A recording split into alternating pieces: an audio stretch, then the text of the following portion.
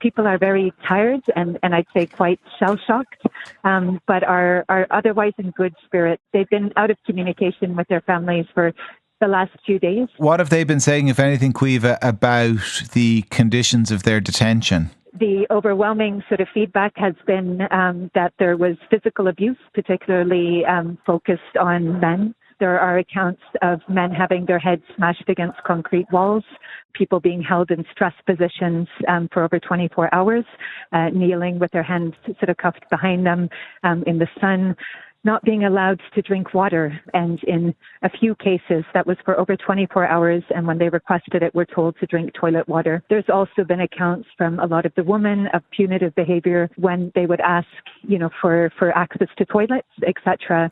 The very vindictive treatment of a lot of, these quite young humanitarians, amongst them Greta Thunberg, whose suitcase I just saw with her, and in which it's graffitied with Greta Whore. And this is a 22-year-old climate justice activist who has really walked the talk in the sense of calling for an end to the impunity, that has been a demarcator of this genocide. I would say the behavior or the treatment of them was quite intentional in terms of trying to set a precedent that might deter other people from taking similar action.